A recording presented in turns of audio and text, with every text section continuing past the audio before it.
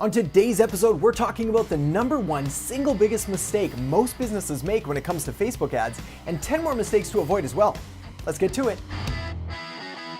Hey there, my name is Adam Erhart, Modern Marketing Strategist, and welcome to the Modern Marketing Show, where we help you make marketing that matters. I've been running Facebook ads for a long time, for a lot of clients, a long time, basically since they first started. And I've had the opportunity to see what works and what doesn't, and I've looked over a lot of ad accounts. So when I say I've seen the good, the bad, and the ugly, I've seen it. So over the years, and through all the different ad accounts I've looked at, and all the clients that I've worked with, and all the ad accounts that I've audited, well, there's one mistake that seems to occur over and over again. So we're gonna cover that in just a second, but when we do, stick around because we're also gonna cover 10 more mistakes that you might just be making as well. So I'm not gonna leave you hanging any longer. The number one single biggest mistake that most businesses make when it comes to running Facebook ads is making decisions based on insufficient data. It's not sexy, I know, but it's the truth. You see, the problem most people have when they're running Facebook ads is they're making decisions either too early or with insufficient data to make the right decision. Whether this means giving up on ads way too early, scaling too early,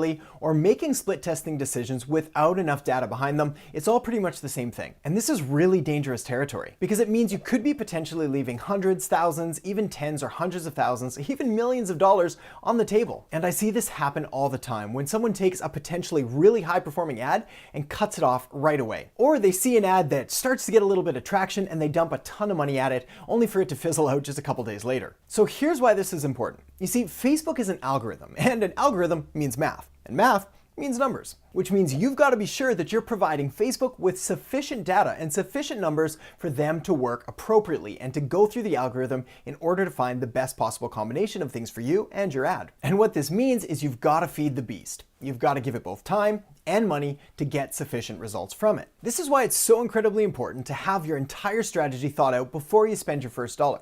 We call this full funnel marketing, and basically it means having your strategy mapped out from ad click all the way through to sale, and maybe even upsells and continuity and all the stuff that occurs after that. So my biggest suggestion and my biggest takeaway point here is that when you're setting up your ad campaigns and when you're designing everything, make sure that you've done it all strategically and make sure that you've got key performance indicators or KPIs all set ahead of time so you know what numbers you're shooting for, what a sufficient amount of time or budget is necessary in order to decide if this is a winner or a loser, and then have a strategy in place for what you're going to do, whether it's a green light or a red light, meaning whether your ads are meeting your expectations or falling below them. All right, so now that we've got that covered, let's dive into the 10 more mistakes that I frequently see so you can avoid them too. So the next biggest mistake is all about having no pixel installed. And what this means is that when you're running Facebook ads, you need to make sure that the Facebook pixel that you're provided is installed across all of your different websites and landing pages and anywhere else you're going to be running traffic to. This is especially important if you're going to be running conversion ads, obviously, as you're going to be optimizing for the second step in the funnel, but regardless, you want to make sure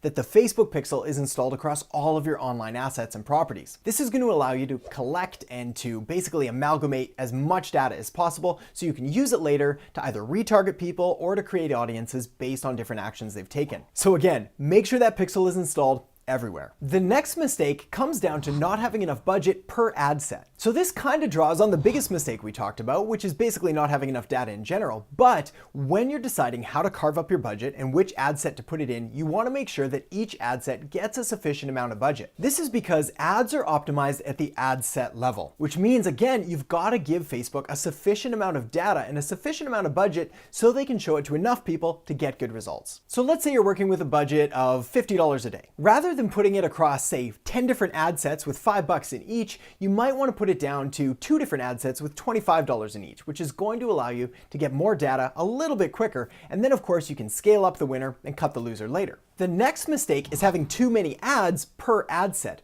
Again, this kind of draws on what we just talked about, but when you start to really spread out all sorts of different ads under an ad set, well, Facebook is going to try and pick and choose which ads to show to your audience, and they're going to make a decision really quickly, which may not be the best one for your business. For this reason, try to keep it relatively limited so you can actually get a clear indication and a relatively accurate split test with which ad is actually providing the results you're after. The next mistake is all about using the wrong audience size, and this could be either using a really tiny audience of hundreds or thousands or a massive and huge audience of millions and millions and millions.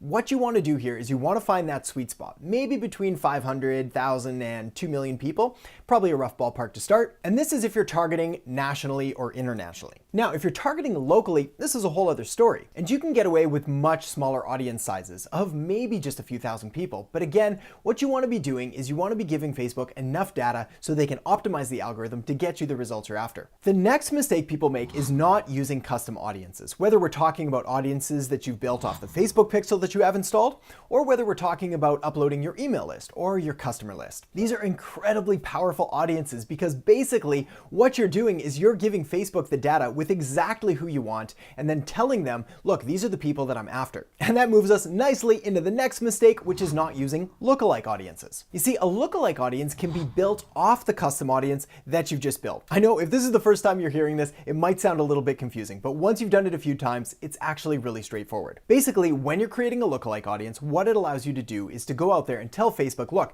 these customers that I've already got that I've just told you are mine, well, I want you to find the top 1% of people that look just like them. And then Facebook is gonna deliver your message and your ads directly to those people. This is incredibly valuable targeting, and some of the best results we see almost always come from lookalike audiences. The next mistake that I frequently see is using the wrong conversion objective. What this means is that if you want someone to take a specific action, well then you wanna tell Facebook what that action is and optimize your ads for that.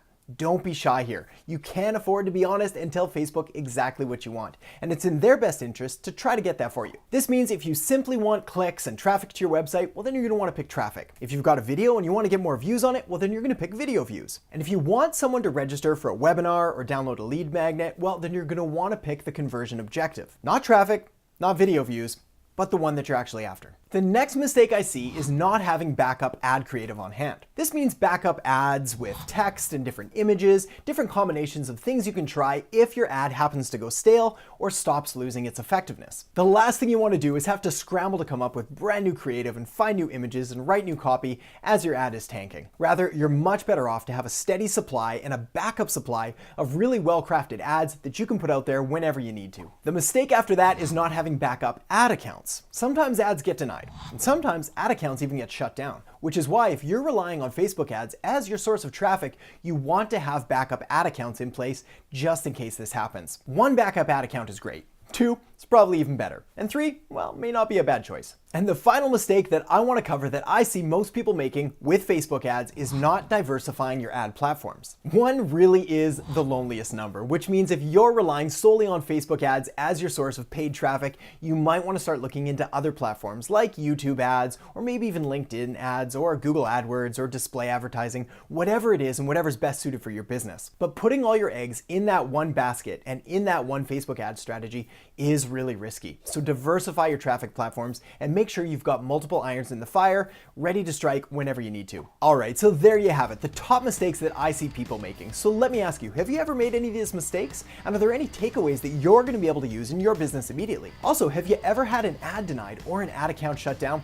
If so, let me know in the comment section below and let me know what you did about it. Of course, if you enjoyed the episode, make sure to give it that thumbs up button, subscribe to the channel and hit that notification bell. And if you have any comments, tips, suggestions, or ideas for a future video, make sure to leave them in the comment section below. So thanks so much for watching, and I'll catch you next time on The Modern Marketing Show.